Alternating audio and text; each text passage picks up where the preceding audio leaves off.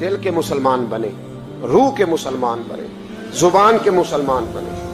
ایک ہندو نے نا کتاب لکھی ہے حضور علیہ الصلوۃ والسلام کے سیرت مبارکہ پر. ہندو نے, وہ ہندو کہتا ہے کہ میں نے نا عجیب منظر دیکھا ہے عرب کے لوگوں کا.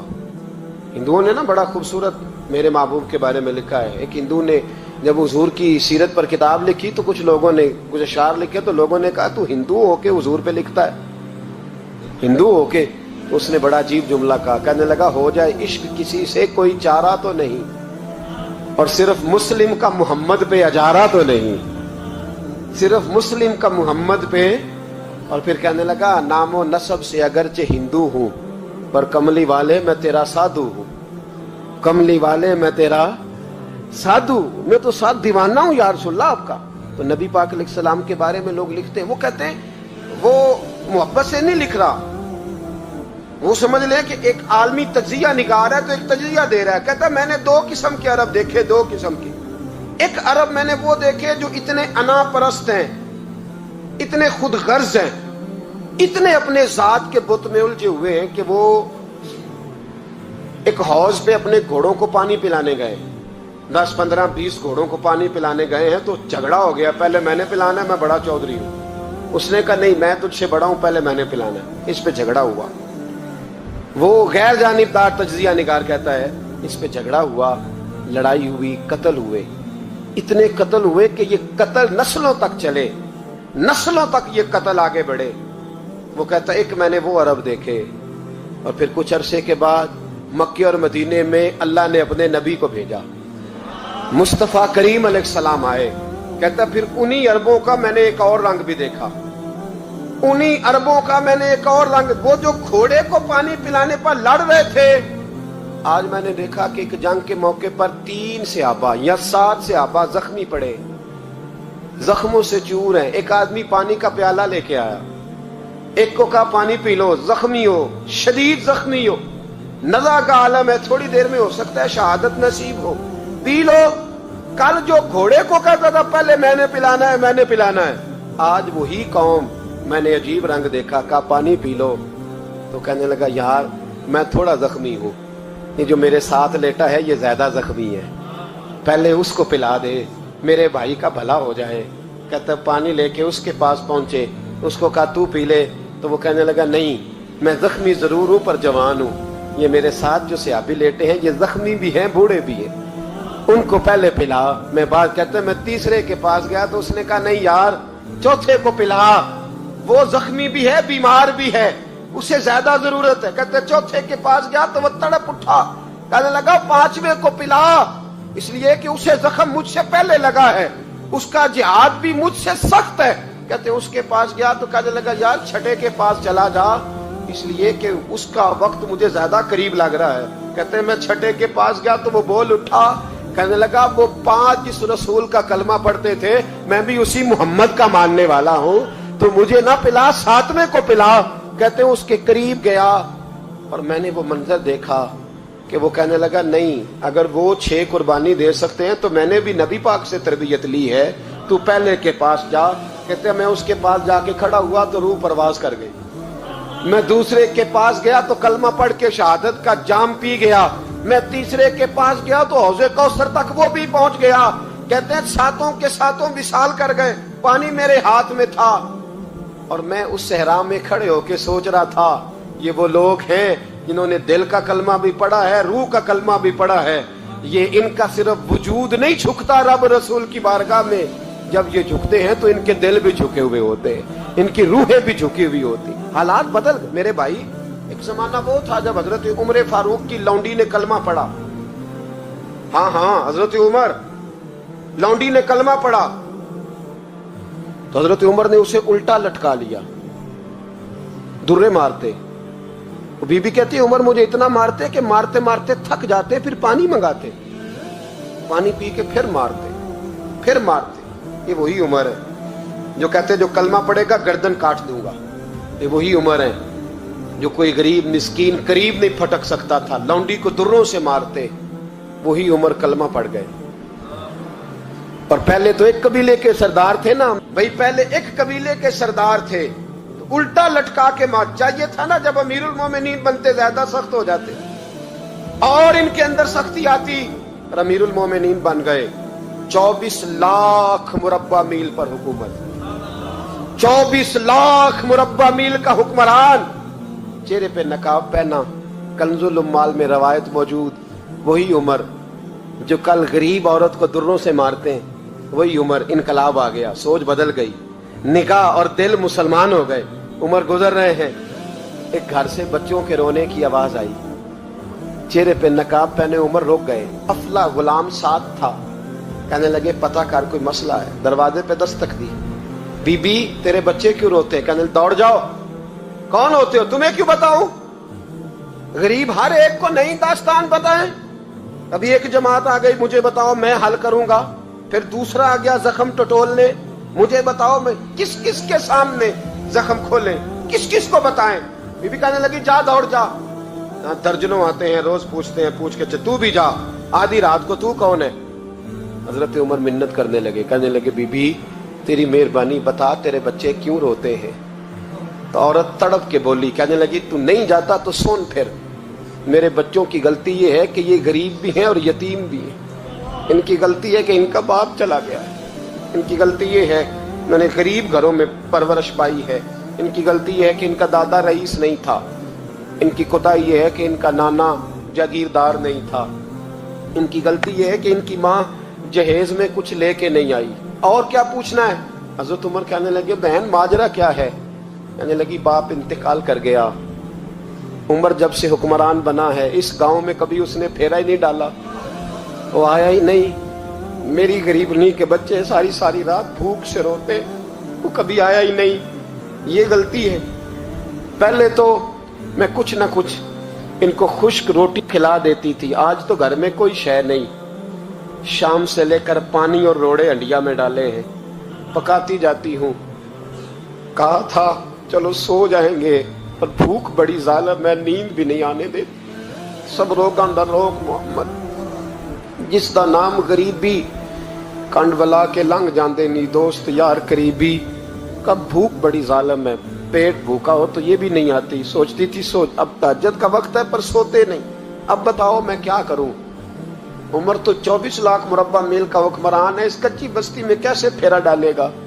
हजरत उमर दौड़े गए। 60 साल उम्र, कंधे पे अनाज का थैला रखा, कंधे पे। गुलाम कहते हुजूर मुझे दे दे। फरमाया बता कयामत में भी मेरा बोझ उठाएगा? हजरत उमर लाए। फिर उमर ने उस बीबी के घर में चिराग रोशन किया। फिर बूढ़े उमर कहते मेरी बेटियां थी, मेरी बीवियां थी, मैंने खाना कभी नहीं पकाया था। मैंने उस बीबी से कहा बहन तू बैठ जा, बैठ गई। उमर कहते मैंने आग जलाई। आपके गुलाम कहते हैं जब उमर आग में फूंके मारते थे तो उनकी दाढ़ी से धुआं निकलता था। उमर ने आग जलाई। फिर फारूक कहते मैंने कभी रोटी नहीं पकाई थी पर आज मैंने आटा भी गूंदा। 24 लाख मुरब्बा मील का हुक्मरान। ओ भाई जब तेरा दिल और नजर मुसलमान होती है तो फिर तू झूठे दावे नहीं करता, फिर दीन तेरे लफ्जों में, जुमलों में, तकरीरों में नहीं रहता। हजरत सैयदना उमर फारूक रज़ी अल्लाह ताला अन्हु आटा गूंथते हैं, दाढ़ी सारी आटे से भर गई। फिर उमर फारूक रोटियां पकाते तो हाथ जलते। फिर सालन पकाया, फिर उमर ने दस्तरखान बिछाया। फिर वो छोटे छोटे बच्चों का उमर ने मुंह धुलाया। फिर फारूक आदम रोटी के लुक़मे उनके मुंह में डालते और रोते, कहते बेटो उमर को पता नहीं चला कि तुम भूखे थे। बेटियों उमर को खबर नहीं थी, उमर से नाराज तो नहीं हो? छोटे छोटे बच्चे कहते हमें तो पता भी नहीं उमर कौन है। अब क्या बात? फिर उनको उमर फारूक ने खिलाया। फिर फारूक आजम सहन में बैठ गए, उनको हंसाते रहे। गुलाम कहते हुजूर अब क्या करते हो? फरमाया जो मेरी वजह से रोए थे उन्हें खुश ना करूं। फिर उस बीबी की तरफ मुतवज्जे हुए, कहने लगे अगर उमर नहीं आया तो आप ही खबर कर देती। बीबी कहने लगी ड्यूटी उमर की है खबर लेने की, मेरी नहीं है कि मैं जाके बताऊं। मैं क्यों बताऊं? हजरत उमर कहने लगे चल उमर को माफ कर दे। कहने लगी उसे क्या माफ करना है, मैं तो दुआ करती हूँ अल्लाह उसे हटा दे और आपको बना दे। मेरी दुआ है कि वो चला जाए आप आ जाएं। पर मैं अगर मैं बन जाऊं तो उमर को माफ कर दोगी? कहा हाँ कर दूंगी। हजरत उमर ने चेहरे से नकाब उतारा, फरमाया बीबी मैं उमर ही हूँ, तूने देखा नहीं था या तेरी दुआ मकबूल हो गई। वो बीबी कहने लगी आपके सामने इतनी जली कटी सुनाई। फरमाया बस एक वादा कर, अगर तूने उमर को यहाँ माफ कर दिया है तो वहां भी माफ कर देना। वहां भी सवाल, शर्त ये है तेरा दिल कितना मुसलमान है। हमारा ये हाल है, हम जुमलों के मुसलमान, लफ्जों के मुसलमान, हम अपने आप को खींच खांच के मस्जिद में ला के 2-4 रखते भी पढ़ ही लेते, पर दिलो निगाह अगर मुसलमान नहीं तो फिर कुछ भी नहीं। देखे ना कितने आला लफ्ज है हदीस में। नबी पाक ने फरमाया मैं उसे अपना मोमिन ही नहीं मानता। सहाबा कहते हैं पूछने लगे थे किसे, तो हुजूर ने दूसरा बार फिर कह दिया, फरमाया मैं अल्लाह की कसम उसे मोमिन नहीं मानता। तीसरा जुमला पूछने लगे तो हुजूर ने फिर बोल दिया, फरमाया मैं नहीं मोमिन मानता। हुजूर किसे? फरमाया जो खुद तो पेट भर के खाए और उसका पड़ोसी भूखा सो जाए। 3 दफा हुजूर ने कहा मैं मोमिन ही नहीं मानता। इतनी मर्दी तस्बीह पढ़े तो ना मर्दी रब रब कहे। तो मेरे भाई याद रखे, रहमतुल्लाह अलैह दरवेश थे दिल्ली के, बहुत सारे लोग मुरीद थे। एक बड़ा खिदमत गुजार मुरीद था, मजदूरी करता था, गरीब था, तो 6 बेटियां थी उसकी। हजरत साहब के पास रोज आके कहता हुजूर बच्चियों के लिए दुआ करें, अल्लाह कोई असबाब पैदा कर दे। एक बच्ची की शादी का खर्चा 1000 दिनार है और मैं गरीब हूँ। हजरत साहब दुआ कर देते। खानका शरीफ के थोड़े ही फासले पर, हजरत जहां बैठ के मुरीदों की तरबियत करते थे उससे थोड़ा ही फासले पर ना एक ईसाई रहता था, बड़ा मालदार था, बड़ी सारे ऊंट गायें भेड़ बकरियां रखी हुई थी और हजरत शरफुद्दीन रहमतुल्लाह अलैह की बड़ी मुखालफत करता था। और ये जो आपका गरीब मुरीद था ये उसका पड़ोसी था। एक दिन बुला के ना उनको कहने लगा कि तू किधर जाके जो है वो टकरे मार रहा है, वहां तुझे कुछ नहीं मिलने वाला। वो तुझे क्या देंगे जिनकी खानका खुद चंदे पे चलती है, मदरसा चंदे पे चलता है, मस्जिद चंदे पे चलती है, तेरी बेटी का मामला कहां हल होगा? तो उस दरवेश ने कहा कि तू मेरे पीर को नहीं जानता, तू अजय मेरा महबूब नहीं डिठा, तो पता नहीं ना, तू इस रास्ते का मुसाफिर नहीं, तू नहीं जानता। उनका बस चले ना तो वो हर कीमत में मेरी बेटियों की शादी करा दे।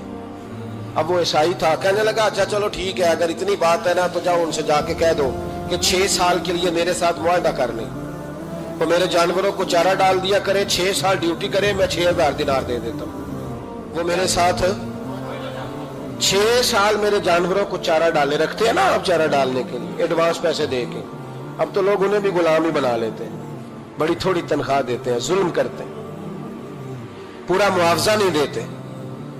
हजरत शेख शरफुद्दीन के बारे में वो कहने लगा जा अपने पीर से जाके कह के मेरे जानवरों को 6 साल चारा डाले, मैं 6000 दे देता हूं, तू जो कहता है हर कीमत पे जाने को तैयार है। उसने जब ये बात की तो मुरीद ने नाराज हो गया, वो लड़ाई हो गई, गिरबान पकड़ लिया, झगड़ा हुआ, बात बड़ी दूर गई।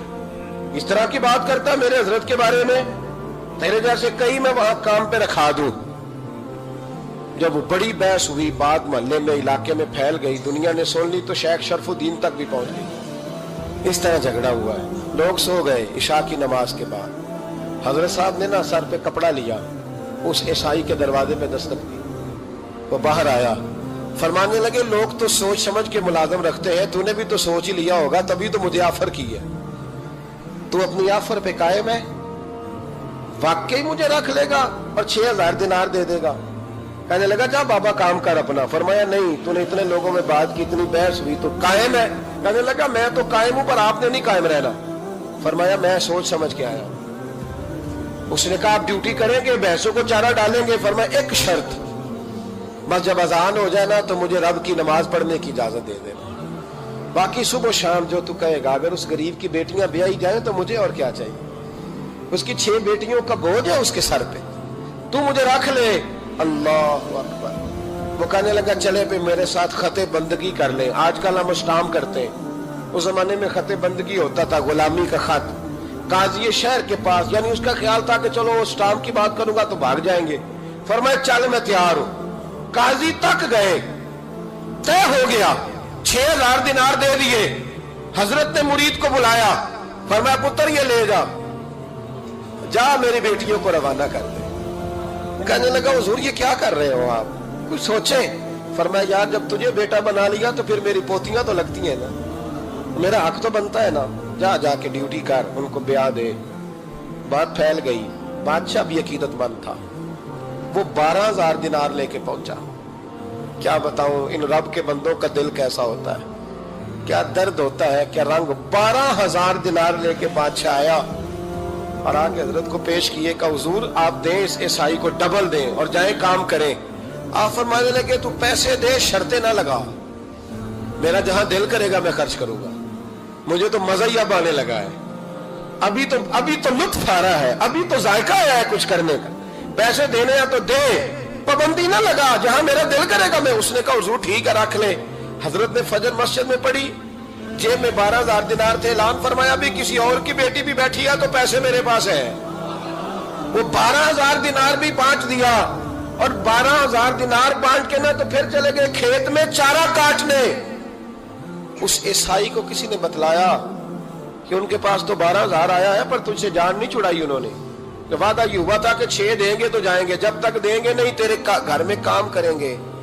وہ نہ چارہ کاٹ رہے تھے، حضرت صاحب تو وہاں پہنچ گیا، دور جا کے کھڑا ہو گیا، کہنے لگا بابا پہلے تو میں نے مسلمانوں کے اخلاق سنے تھے، اب تو میں نے دیکھ بھی لیے، پر یہ بتا جب 12,000 آیا تھا جان کیوں نہیں چھڑائی؟ تو حضرت چارہ کاٹتے کاٹتے رو پڑے. فرمانے لگے تو نہیں نہ جانتا یہ بیٹیاں سانجی ہوتی ہیں، پتہ نہیں نا. میرے رسول پاک نے تو حاتم تائی کی بیٹی کے سر پہ کپڑا رکھ کے کہا تھا بیٹیاں برابر ہوتی ہیں. تو یہ نہیں پتا جب اس کی 6 بیٹیوں کی شادی ہوئی ہے میرے اندر روحانیت کتنی بڑی ہے. فرمایا پھر 12,000 آیا ہے تو 2-4 بچیاں پھر گئی ہیں، تو یہ نہیں پتا میں اندر سے راضی کتنا ہوں، میں تیری نوکری کرتا رہوں گا، پتہ نہیں اللہ کتنی بیٹیوں کو بیاہ دے گا. اتنا رویا وہ عیسائی کے پیروں میں بیٹھ گیا، کہنے لگا بابا میں نے تیری مخالفت کی ہے پر تیرے قریب آ کے پتہ چلا ہے تو بہت اونچے اخلاق کا مالک ہے، اور اگر تیرا یہ مقام ہے تو تجھے اخلاق سکھانے والے محمد عربی کی شان کتنی ہوگی. ظالم کی بولیے جاتے نہیں لوگ جھوٹے گواہ بن کے. وکیل صاحب کو نہیں پتا ہوتا کہ یہ بندہ مجرم ہے جو میرے پاس آیا، کیا مجرموں کے وکیل نہیں ہوتے؟ بولے تو اس کو پتہ نہیں ہوتا وکیل صاحب کو کہ یہ صاحب مجرم ہے، میرے پاس مقدمہ لے کے آئے ہیں. اور اگر بے ادبی نہ ہو جائے تو میرا خیال ہے قاضی عدالت کو بھی پتہ ہوتا ہے کہ مجرم کون ہے اور مظلوم. میرے نبی پاک صلی اللہ علیہ وسلم نے اس قدر زیادہ سختی فرمائی اس مسئلے میں. فرمایا جس کو پتا تھا کہ فلاں آدمی ظالم ہے، ظلم کر رہا، پھر وہ ظالم کا گواہ بنا یا اس نے ظالم کی مدد کی، کتنی کی؟ شارحین لکھتے ہیں چاہے اس نے ایک جملہ بول کے کی، چاہے ایک، سارے بولیے، چاہے ایک غریب کو اس نے ظلم کیا تو کہتے ہیں علاج یہ سی، چاہے ایک جملہ بول کے کی. شارحین اس حدیث کی شرح میں لکھتے ہیں ایک جملہ بول کے چاہے مدد کی. جس بندے نے کسی ظالم کی مدد کی کسی مقدمے میں یا کسی صورت میں اور اسے پتا تھا یہ ظالم ہے، میرے نبی پاک صلی اللہ تعالیٰ علیہ وسلم فرماتے ہیں اگر اس نے مدد کی، ابھی ظالم کی بات نہیں ہو رہی، ظالم کے مددگار کی بات ہو رہی، اگر کسی نے ظالم کی مدد کی تو حضور فرماتے ہیں خدا بھی اس سے بری ذمہ ہے، رسول بھی اس سے بری ذمہ ہے. سنبھال کے رکھے اپنی نمازیں، قربانیاں، حج، زکوٰۃ سنبھال کے رکھے. اگر ظالموں کا مددگار ہے، الیکشن آ لینے دے، آپ کو نظر آ جائے گا کون کون ظالموں کا مددگار ہے، نظر آ جائے گا. اپنی جیب سے لوگ پیسے دے کے ظالموں کی مدد کریں گے، ان کے فلیکس چھپوائیں گے، بورڈ لگوائیں گے، جیبوں سے پیسے دیں گے.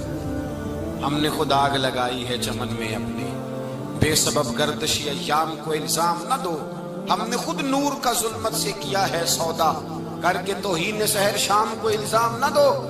ظالموں کے مددگار میدان میں آ گئے. یہ چھوٹا لفظ نہیں، میرے حبیب پاک صلی اللہ علیہ وسلم نے فرمایا جو ظالم کا مددگار ہے سن لے جو سجن کے ساتھ کچہری جاتا ہے، وہ یاد رکھے جو دوست کا گواہ بنتا ہے، وہ یاد رکھے جو کہتا ہے میں مانگی گیا تھا، مجھے بلایا گیا تھا قبضہ چھڑانے کے لیے کسی غریب بیوہ کی جائیداد پہ، کب وہ سن لے تو مدد کر کے نہیں آیا، تو خدا کے ذمے سے نکل گیا. رسول پاک نے فرمایا تیرا میرا تعلق ختم ہو گیا، تو ظالم کا مددگار ہو گیا. پھر تو کہتا میں بے چین ہوں، میں بے قرار ہوں، میں آزمائش کا شکار ہوں. پلٹ کے دیکھ تو صحیح تیرا گناہ کتنا بڑا ہے.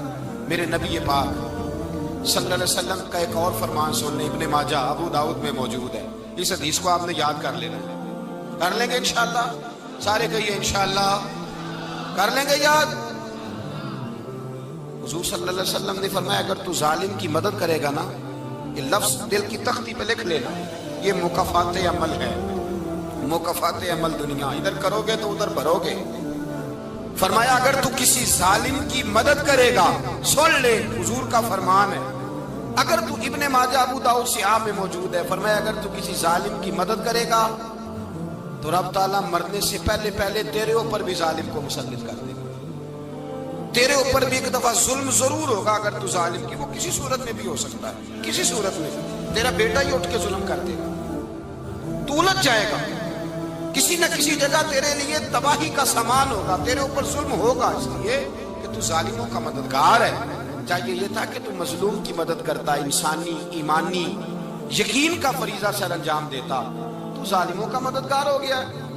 ٹٹول کے دیکھ لیں، رزلٹ نکال کے دیکھ لیں، ہمارے زمانے میں ظالموں کے مددگار زیادہ ہیں، اتنی لمبی زبانیں نکال کے ظالموں کی مدد کرتے ہیں، بڑے بڑے کالم نویس اللہ نے انہیں قدرت دی لکھنے کی، تو اپنا قلم ظالموں کی مدد میں خرچ کرتے ہیں۔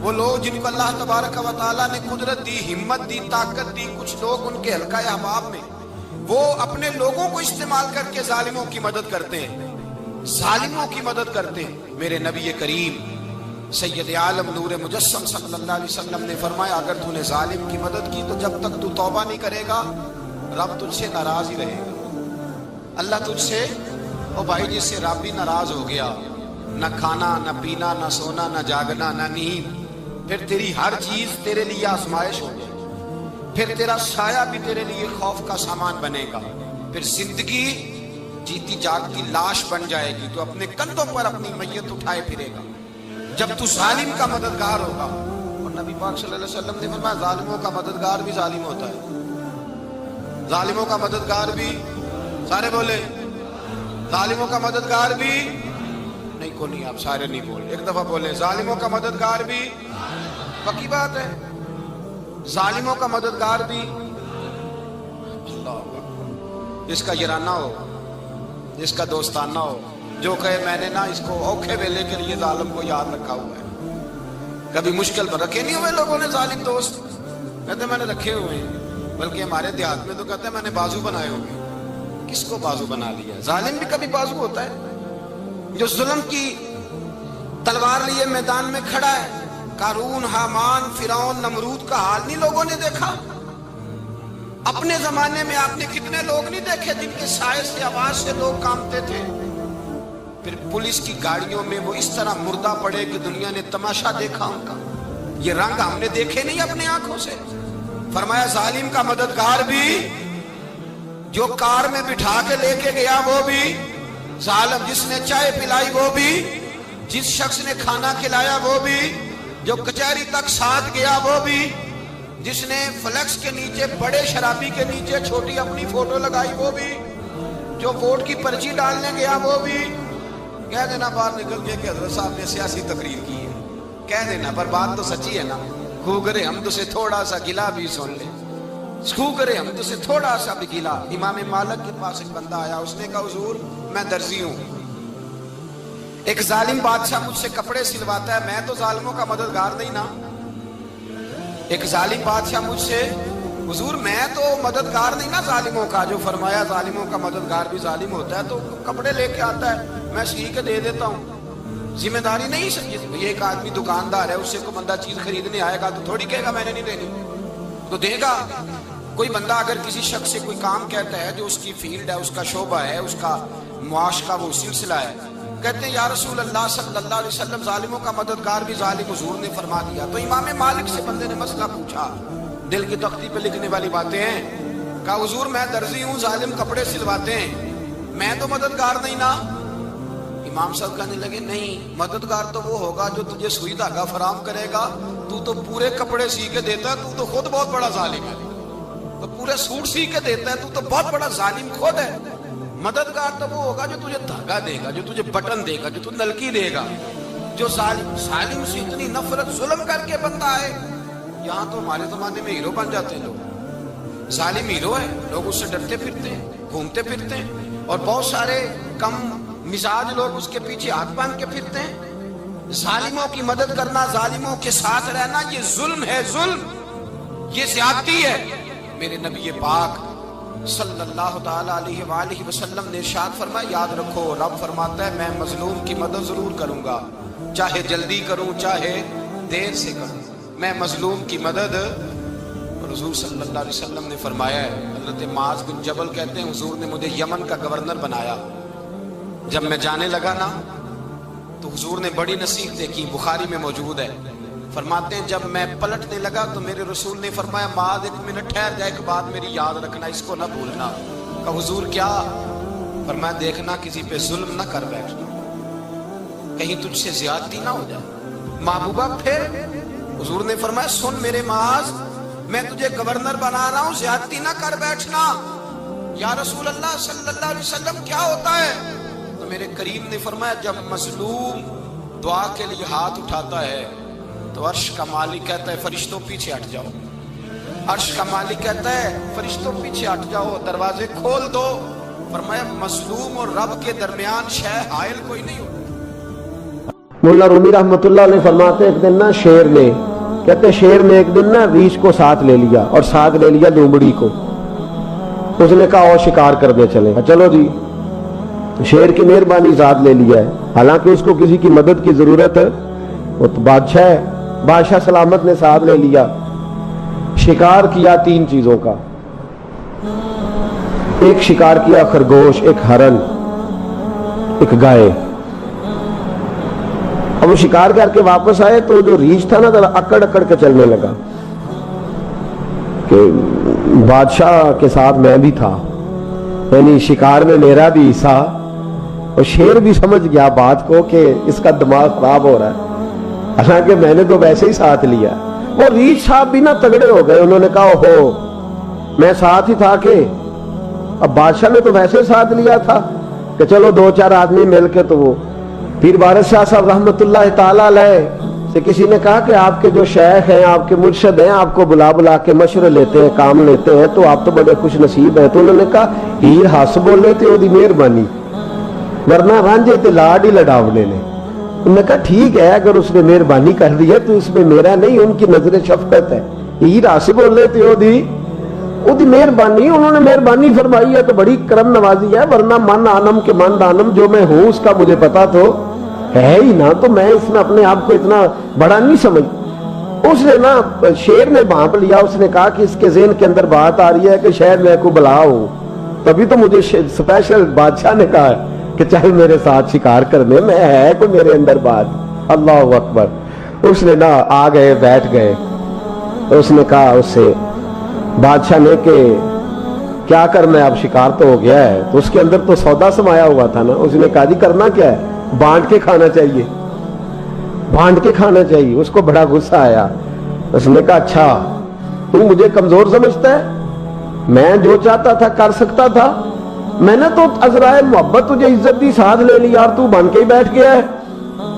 اس نے کہا اچھا بانٹ کے کھانا چاہیے، کہا بالکل، کہا چلو بانٹو، پھر کیسے بانٹنا ہے۔ ہرن کا اور بکرے کا گوشت ایک جیسا ہوتا ہے، بلکہ ہرن کا زیادہ مہنگا ہوتا ہے، لذیذ ہوتا ہے۔ اب اس نے تقسیم کیسی کی دی، اس نے چلاکی کرنی چاہیے، کہنے لگا جی تقسیم سیدھی سی ہے، آپ بڑے ہیں، گائے آپ کی، 3 جانوروں کا شکار ہوا نا، گائے، ہرن اور خرگوش، کہنے لگا آپ بڑے ہیں، گائے آپ کی، میں درمیانہ ہوں تو ہرن میرا، اور لومڑی چھوٹی ہے تو خرگوش لومڑی کا۔ اس نے کہا تیرا بھلا ہو جائے، کیسی تمہیں تقسیم کی ہے۔ اس نے مارا پنجا اور ریچھ کو بھی مار دیا۔ اس نے کہا تو عجیب آدمی ہے بھائی، تجھے تو ذرا موقع دیا ہے تو تو نے ہاتھ ہی وہاں ڈال لیا ہے جہاں بالکل تیرا بنتا ہی نہیں تھا۔ اللہ اکبر۔ اس نے کہا اچھا مر گیا۔ اب لومڑی بھی سنبھل کے بیٹھ گئی، لومڑی ذرا تیز ہے، چلاک ہے، تو مولا رومی علیہ رحمہ کہتے ہیں، اور شیر کہنے لگا لومڑی سے چل تو تقسیم کر، تو تقسیم کر کیا کرنا چاہیے۔ تو کہنے لگی بادشاہ سلامت تقسیم بڑی سادی سی ہے، سویرے ناشتہ خرگوش کا کرے، دوپہر کو آپ جب کھانا کھانے لگے تو ہرن تناول فرمائیں، اور شام کو ذرا آپ زیادہ کھاتے ہیں تو آپ گائے کھائیں، یہی تقسیم ہے۔ بڑا راضی ہوا شیر۔